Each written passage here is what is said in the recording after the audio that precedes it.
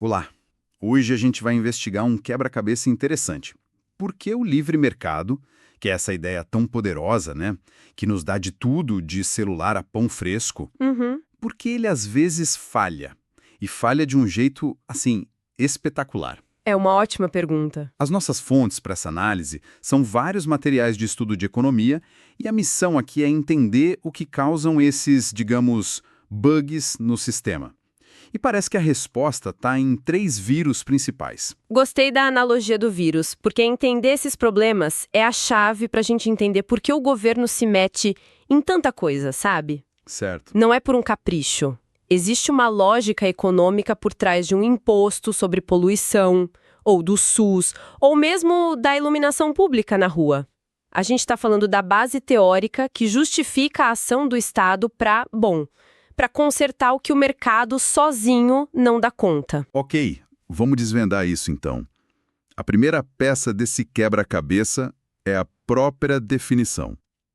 O que exatamente a economia quer dizer com falha de mercado? Basicamente, uma falha de mercado acontece quando o jogo do livre mercado, sabe, deixado por conta própria, ele não chega no melhor resultado possível para a sociedade como um todo. Não é o resultado mais eficiente. Exato. Em termos um pouquinho mais técnicos, é quando o custo real de algo para a sociedade não bate com o benefício que essa mesma sociedade recebe. A conta não fecha. Certo. E como isso funciona na prática? Me dá um exemplo do dia a dia. Pensa naquele delivery de comida que a gente pede. O custo privado é super claro. O preço da comida mais a taxa de entrega. Sim. Mas e o custo social? Ele inclui, uma pequena fatia do trânsito a mais que a moto do entregador causou, o barulho no prédio às 11 da noite, a poluição que a moto emitiu. Coisas que a gente não para pensar. Ninguém para. Se a gente somasse todos esses centavinhos, o preço real daquela comida para a cidade seria um pouco maior. Essa diferença, essa conta que ninguém pagou, que a economia chama de externalidade. É o nosso primeiro vírus. Ah, entendi. Então a externalidade é tipo o efeito colateral de uma transação que sobra para quem não tinha nada a ver com a história. Perfeito. O exemplo da fábrica poluindo o rio, que está nas fontes, é isso em uma escala gigante, né? A fábrica vende o produto, o cliente compra. Mas a conta da água limpa sobra para a cidade inteira. Exatamente. E nesse caso da poluição, a gente tem o que chamamos de externalidade negativa. Negativa. Isso, o custo social é maior que o custo privado da fábrica. E o resultado disso é até meio contraintuitivo. O mercado acaba produzindo mais poluição e mais produtos daquela fábrica do que seria o ideal para o bem-estar de todo mundo. Por quê? Porque a fábrica produz demais, já que ela não está pagando a conta completa da sua produção. O custo da poluição fica de fora da planilha dela. Ok, o mercado está falhando.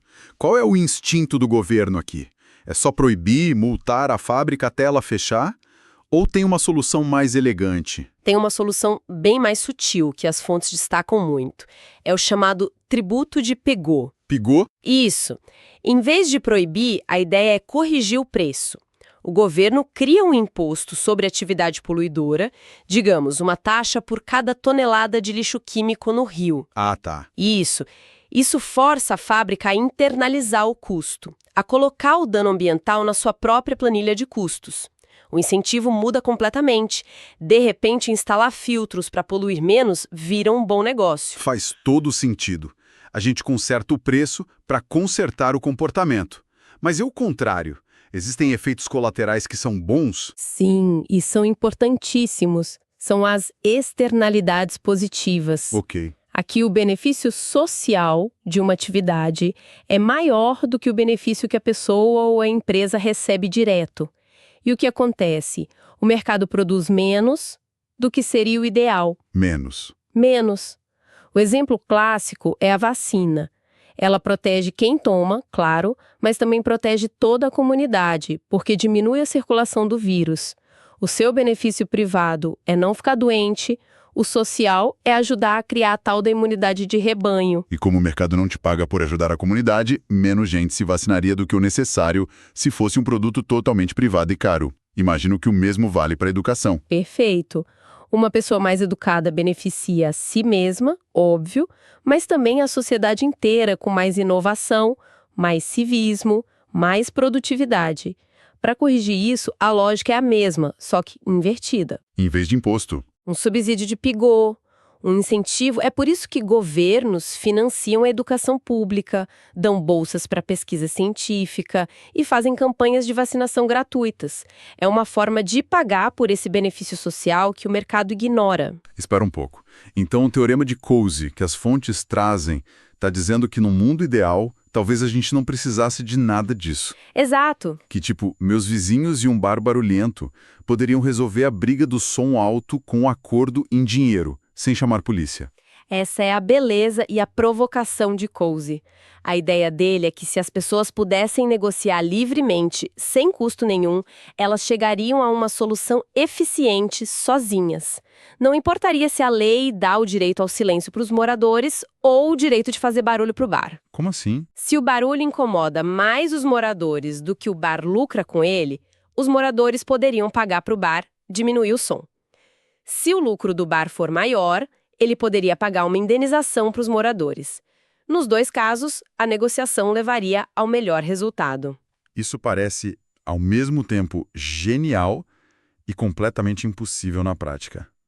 Juntar todos os moradores de um prédio, contratar advogado, o custo disso já é a própria briga. E aí você chegou no ponto central. O que o Teorema de Coase revela não é uma solução mágica, mas uma ferramenta de diagnóstico poderosa. Se um problema de externalidade não está sendo resolvido por negociação privada, o verdadeiro culpado não são as pessoas. São os custos de transação. Exato. Os custos de transação ocultos. E é aí que a intervenção do governo talvez se justifique. Não para ditar a solução, mas para reduzir esses custos e permitir que as pessoas se resolvam. Entendi. Então, no caso da poluição, o mercado produz algo que não deveria. Mas e quando o mercado simplesmente não produz algo que todo mundo precisa?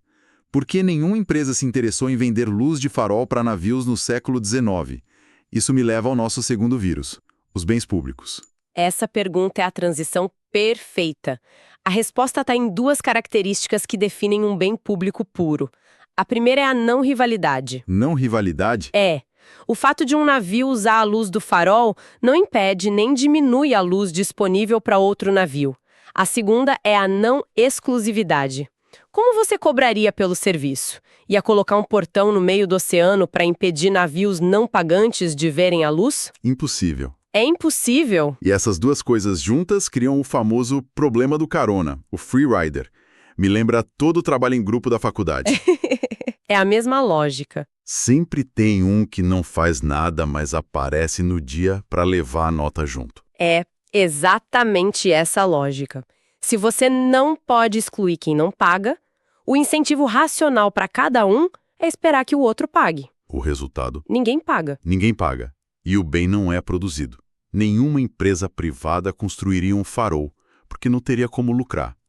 Por isso que bens como a defesa nacional, a iluminação pública, a segurança, são geralmente fornecidos pelo Estado, financiados por impostos que são compulsórios. Não dá para pegar carona no imposto. Para organizar essas ideias, as fontes trazem uma matriz 2x2 bem útil.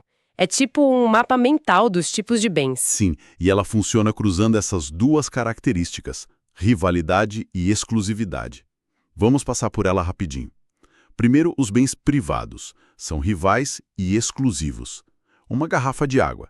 Se eu bebo, você não bebe. Rival. E eu tive que pagar por ela. Isso. No extremo oposto, os bens públicos que a gente acabou de ver. Não rivais e não exclusivos. A luz do farol, a defesa do país. Certo. Agora, os dois quadrantes do meio são os mais curiosos. De um lado, os recursos comuns. Eles são rivais, mas não exclusivos.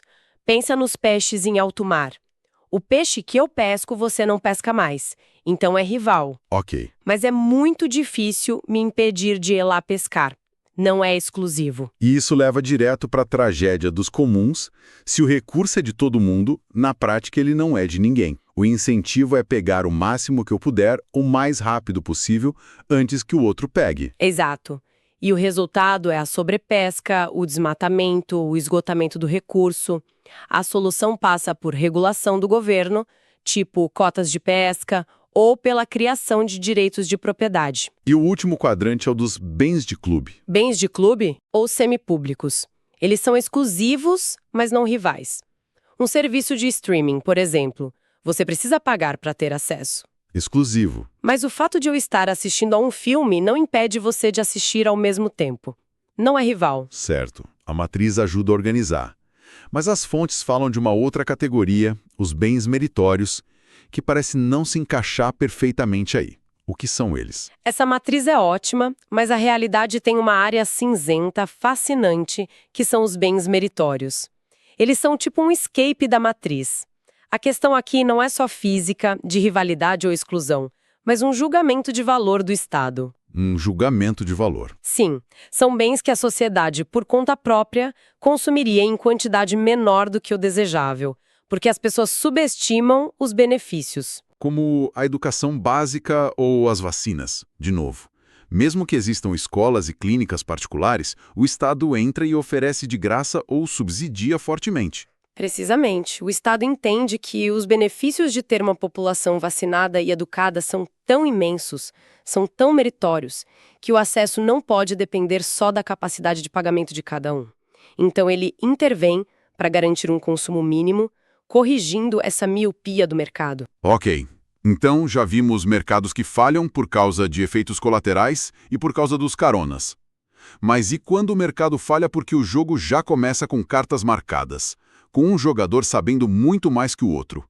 Isso nos leva ao terceiro vírus, a assimetria de informações. E aqui, o ponto crucial que as fontes martelam é a diferença entre dois conceitos que parecem iguais, mas não são: seleção adversa e risco moral. A grande diferença é o timing. O momento em que acontece. Exato.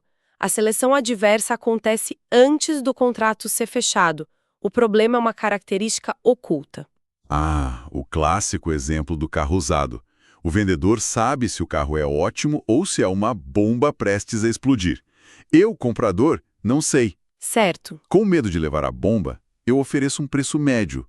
Só que por esse preço, o dono do carro ótimo desiste de vender. No fim, o mercado fica cheio de abacaxis.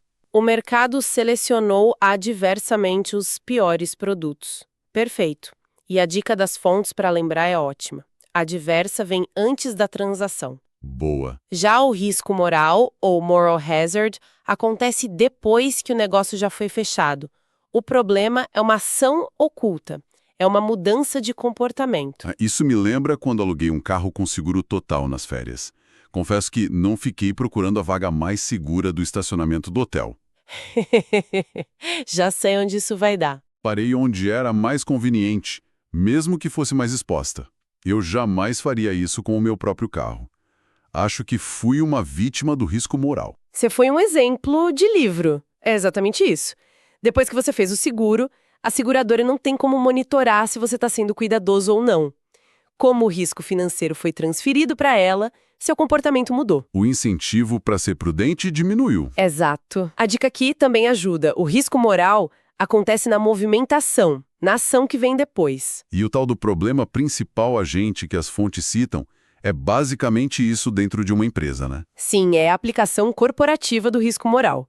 O principal, que são os acionistas de uma empresa, contratam o agente, um CEO, para administrar o negócio. Mas os acionistas não conseguem ver cada decisão, cada pingo de esforço do CEO no dia a dia. A informação é assimétrica. É. O CEO, que tem o seu próprio interesse, pode tomar decisões que o beneficiem a curto prazo, como cortar investimentos em pesquisa para inflar o bônus anual, mesmo que isso prejudique a empresa a longo prazo. É um desalinhamento de incentivos. Uau! Então, o que tudo isso significa no final das contas? Se a gente juntar as peças, vemos que as falhas de mercado, os efeitos colaterais, o problema dos caronas, a informação assimétrica, elas nos mostram por que a ideia de um mercado totalmente livre e sem regras, o laissez-faire puro, é mais uma utopia do que uma realidade, né? Isso pode levar a um mundo com poluição demais, educação de menos e mercados importantes que simplesmente quebram. E essa é a grande lição. Essas teorias não são uma crítica ao capitalismo, mas sim um manual de instruções sobre ele. Elas fornecem a lógica econômica para a existência de um governo ativo, as ferramentas que vimos. Impostos, subsídios. Públicos, regulações para garantir transparência, são as tentativas de consertar esses bugs e guiar a economia para um resultado que seja melhor para todo mundo. Ótimo. Para fechar, vamos deixar uma reflexão inspirada numa teoria bem provocadora que as fontes mencionam sobre bens públicos. Ah, o modelo de Lichtenbolt. A ideia é fascinante.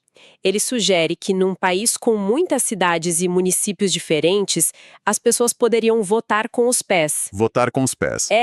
Se você não gosta da combinação de altos impostos e serviços públicos ruins da sua cidade, você simplesmente se muda para uma cidade vizinha que oferece um pacote melhor. Essa mobilidade forçaria as prefeituras a competirem entre si para serem mais eficientes e atrair cidadãos contribuintes. Seria um mercado de governos. A reflexão que fica é: até que ponto isso já é uma realidade? A gente vê uma guerra fiscal entre estados para atrair empresas. Sim, para empresas isso é bem claro. Mas para as pessoas, as barreiras são enormes, né? O custo de se mudar, deixar família e amigos para trás, a desigualdade que prende as pessoas onde elas estão. Tudo isso impede que esse mercado funcione de verdade. O que falta para que a gente possa, de fato, votar com os pés.